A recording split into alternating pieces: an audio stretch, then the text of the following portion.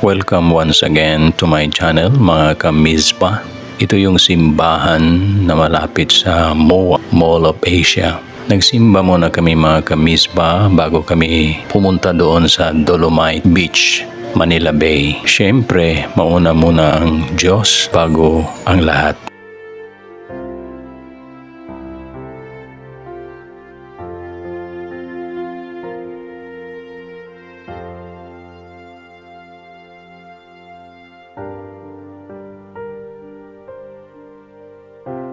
Pagkatapos naming nagsimba, pumunta na kami sa Dolomite Beach. Pasensya na kayo mga ka-Mizpah, medyo malikot itong video ko ngayon dahil nakalimutan ko yung stabilizer ko na iwan sa bahay. Ito na yung Dolomite Beach mga ka-Mizpah. Ito ay proyekto ng dati nating presidente na si President Rodrigo Duterte. Noon, marumi itong dagat na ito. At hindi puti ang buhangin.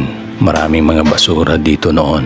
Pinadjitan ito ng malaking halaga ng gobyerno upang linisin ang dagat at ang dalampasigan.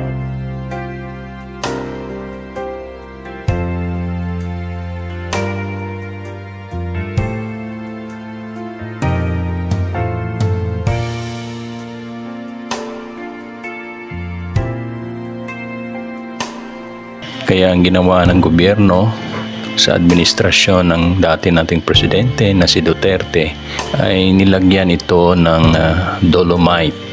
Ang dolomite mga ka-Mizpah ay isang bato. Yan, yung nakikita ninyo sa unahan, yan ang dolomite stone. Itong pinong-pino na dolomite gawa sa dolomite stone. Tingnan ninyo ang dagat mga ka-Mizpah, malinis na. At nung mga panahon na yon, may dumating na bagyo sa Luzon. Kaya ito makikita mo sa seashore, may mga kahoy. Gapnod ang tawag nito sa Bisaya. At yung mga dolomite, dahil may dumaan na bagyo.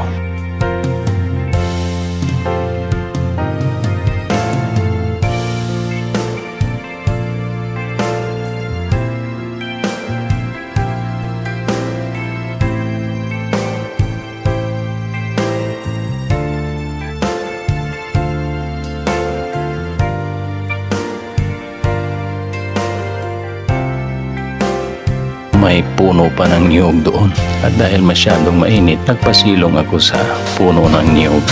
Hanggang dito na lamang mga ka-Mizpah. Sana'y nag-enjoy kayo sa video ito. Huwag niyong kalimutan na mag-like, mag-comment, at sa mga baguhan pa lang sa channel ko, huwag niyong kalimutan na mag-subscribe at pindutin ang notification bell, select all para updated kayo sa mga bagong video ko. God bless. See you next video.